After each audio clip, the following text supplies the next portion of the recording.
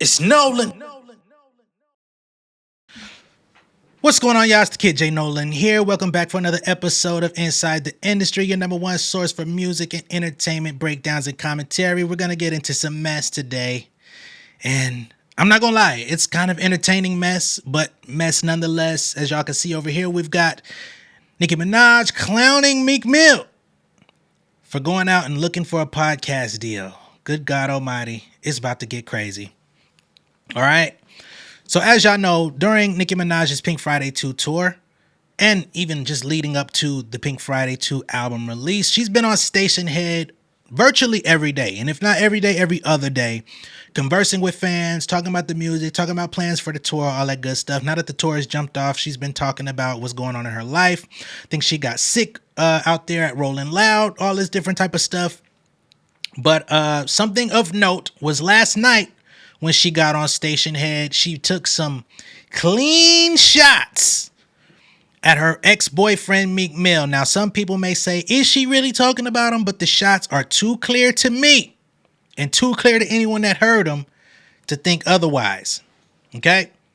So, to give y'all context before we get into it, Meek Mill recently came out on Twitter and he said he wants to do a podcast deal. Just a couple days before that, Meek Mill came out and he was complaining. Well, not I won't say complaining, but he was talking about how labels take from the artists. He talked about how he signed his deal at 19 or whatever it was. And he's been in the major label system ever since then, basically getting robbed. He said Rick Ross did good business with him. That's just a quick debriefing on what we talked about. But then he made a comment and said, you know, the reason why content creators are currently making more money than the rappers and entertainers is because there's no cap on how much they can produce, which is absolutely correct. Right? He said in his deal, he was only allowed to drop an album every 9 months. Anything that he had in the between time, he basically had to sit on his nuts. Couldn't put it out. Right? And in the music industry and just any industry, the more that you can be productive, the more that you can probably increase your income, increase your value, and have more to take home to your family. But unfortunately, he could only release one project every 9 months. The rest of the year, he either had to get out and tour or get it how he lived, basically. With content creation, as y'all can see, I'm on my third video of the day, and I'm going to come back tomorrow and probably do 2 or 3 more. And I'm going to keep doing that for the rest of the week, right? So for people out here, not to say I'm making more money than Meek Mill, but people out here in the content creation space, especially YouTube, or going on Rumble, Twitch, whatever it is, if you have a dedicated audience and you're willing to serve those people multiple times per week, you have an edge on somebody who can only release their content once a year, right? So, boom. Let's get into Nicki, and then we'll get into more of Meek Mill's context of what's going on with him so that y'all can understand why she took them shots at him. Okay? Cool. So here we go. Now, I want to go ahead and put out a disclaimer. Nicki Minaj is talking in that annoying ass voice that she does. So brace yourself. Please be patient because it took a lot for me to get through this to even hear this shit. But it has to be talked about. All right? We did the hard part. Now we just got to get through it. My kikis of the day. I remember someone told me one day, oh, you want to be rapping at 30?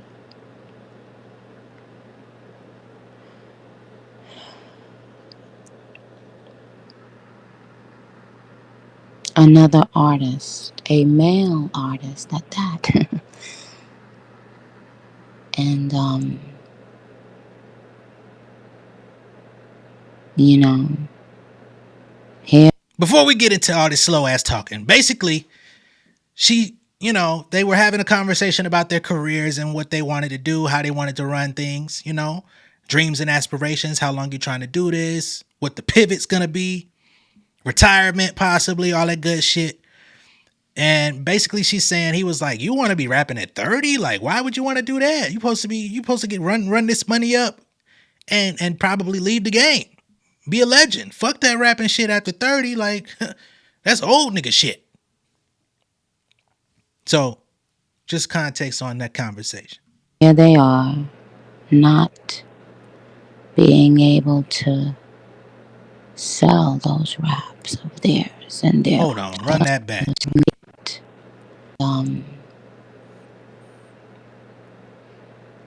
You know, here they are, not being able to sell those raps of theirs, and they're way beyond 30 now, still trying.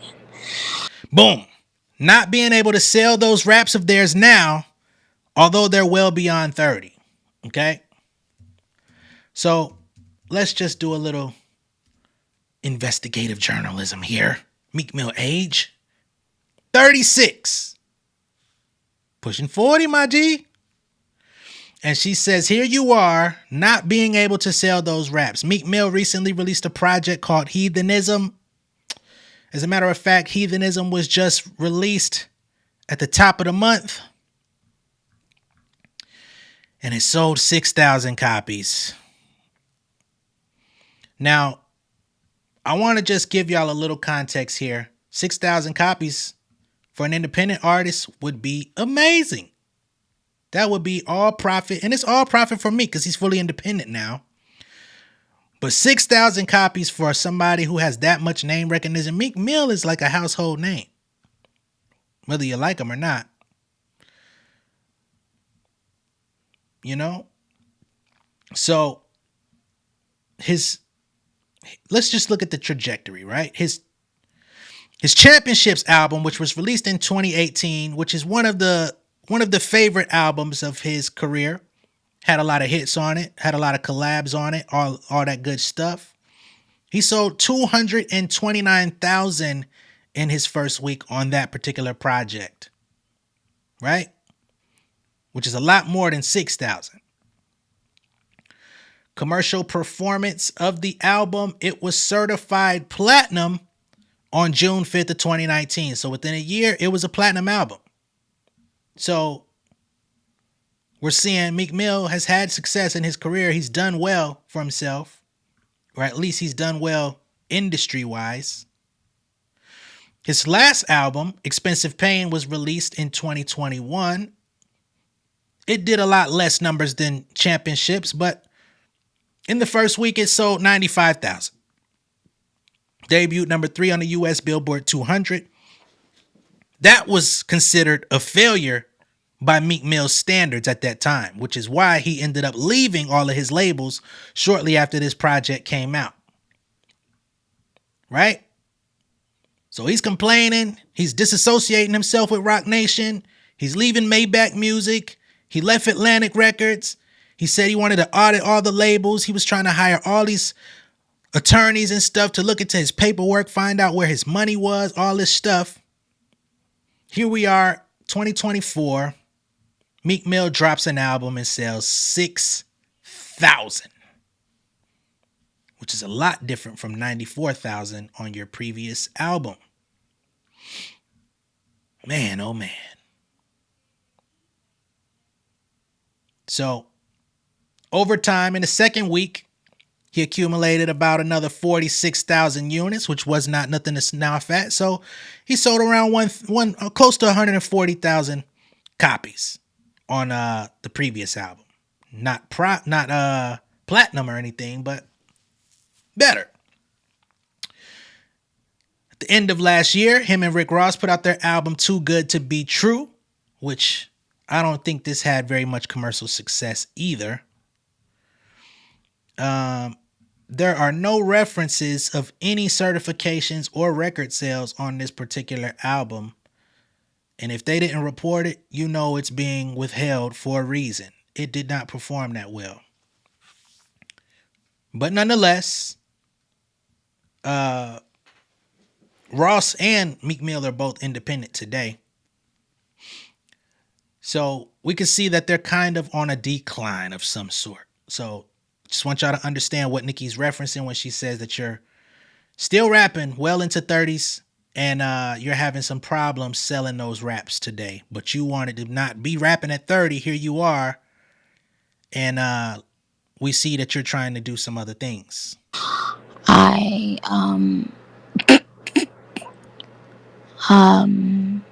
When you're trying to hurt people and pull them down, Be careful.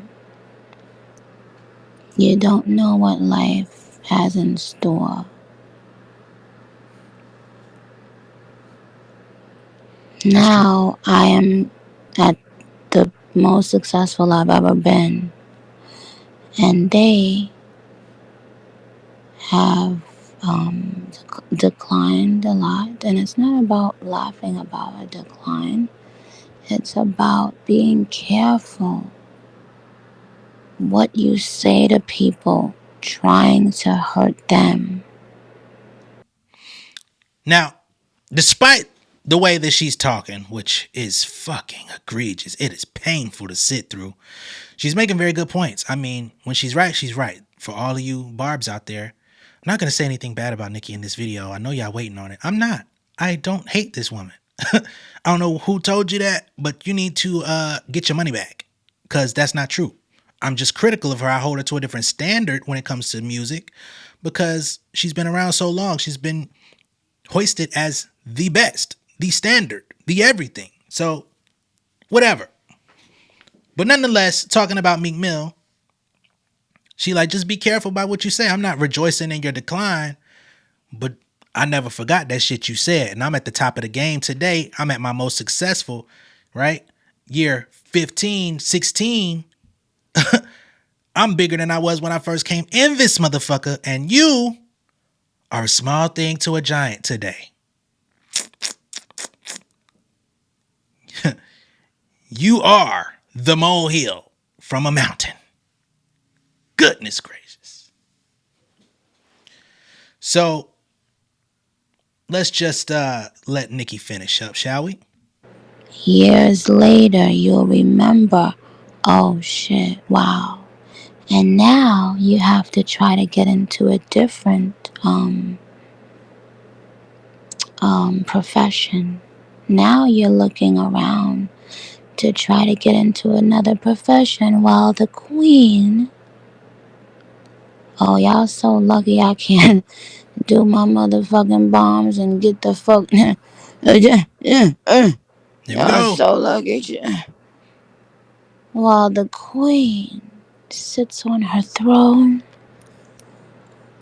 while the barbs eat and eat and eat and feast in Gag City. Oh man, she's loving this shit. She trying to play coy, she trying to play humble. She loves seeing this nigga fall off. She loves seeing this fall from grace. She would curb stomp him once he landed, if she could. Okay? Now let's get into the more specifics of Meek Mill and his podcast aspirations. Okay? So, a couple days ago, Meek Mill comes out and says that he wants to get a podcast deal. To which his sworn enemy, DJ Akademiks, came in and offered him $1 million. Okay? So, whoo, man. So, DJ Akademiks says he don't want to box because he offered him $1 million to get in the ring and box him as well. Like, Akademiks was really on his high horse. He really was serious about fighting Meek Mill because he know he could muscle him around. We seen Meek Mill punch that motherfucking punching bag. Don't do it to yourself, my brother. Keep the goons around. But he's like, hey, he don't want to box me. Maybe he want to do a podcast. So Meek Mill comes back and he says, yeah, just a podcast deal, my boy. I just want to get in media now and rap to tell reform stories about the system, let others share their stories, and address all propaganda. Uplift the black culture. Stop beefs publicly is going to be called culture currency. Okay? Now, I salute Meek Mill on his podcast aspirations, to be honest. I think that this is going to be a good pivot point. Sometimes you got to Joe Budden the shit, man. The shit is going bad. The shit is going downhill. It's not happening. You're not selling like you used to. Hey, you better find a contingency plan for the next few years of your life so that you can get some checks out this bitch. Because shit can get dark and hell can get hot for people that don't know when to pivot. So I understand what he's going for, but it does look a little funny in the light You be out here stunting, you be out here acting like you big shit, you be playing Big Willie. Then all of a sudden you start acting like you broke, like you like you've been tapping your pockets and ain't nothing ringing. So I get it. I understand why Akademiks is coming to party, and I understand why Nicki Minaj is looking at the situation like, this nigga. All right. He even put the name of the podcast out there as if somebody's not going to run with it and create it before he does. Goodness gracious. You still have not learned about the value of your IP. So Akademiks then comes in and says, hey, I'll give you $1 million up front for 52 episodes. He says, do one a week. We own video and audio with an option to renew for a second year. This nigga came and gave him all the contract deets live on Twitter. He says, also, we can bust down the ads 50% on any ads we bring in via Prize Picks, Fashion Nova, etc. He says, you can own the podcast, but we share the IP as long as you're involved. Okay? So, you own the podcast, but we share the IP, which is an interesting way to position it, because if you own the podcast, he supposed to own the IP. But whatever. He comes back. Oh, and we'll handle the production. We'll record, edit, and obviously promo as part of the deal. So he's saying, hey man, I'll lay out the red carpet for you to join my podcast or join my company. I'll give you $1 million up front in your pocket. I'll create it. I'll set it up. I'll shoot it. I'll edit it. My whole team will just let you show up once a week and record this shit. All you got to do is show up. And you'll remain owner of the IP. But we're going to share 50% of all net profits and ads. Right? Meek Mill ignored him, did not come back, but then he comes back with another tweet unrelated. He says, I want to partner with somebody already good in the business, not just dive in 2 episodes a month. So he doesn't want to do weekly. He wants to do bi-weekly. Funny how that buy came up, but we're going to bypass that. Okay? Now, it's tough, man. This is a tough situation Meek Mill is finding himself in, because he's out here low-key doing Kanye shit. He's putting his thoughts out into the ether on Twitter, hoping that somebody chirps back and hits him with an offer that he's willing to accept. But the problem is, when you come to Twitter and you put these ideas out here, people can smell the desperation on you, right? So who's going to come and give you a favorable deal when you out here begging for it on Twitter? It's not really smart. It's not really, and I think Meek Mill has his bright moments. I think he has those occasions where the light bulb starts clicking, but at other times might be sitting in darkness. So clearly Nicki Minaj is having the time of her life seeing this. She said that he was pouring negativity into her while she was trying to figure things out. And clearly she's never forgotten those remarks, as she is now going into, ain't she 40? Ain't Nicki 40? 40 something?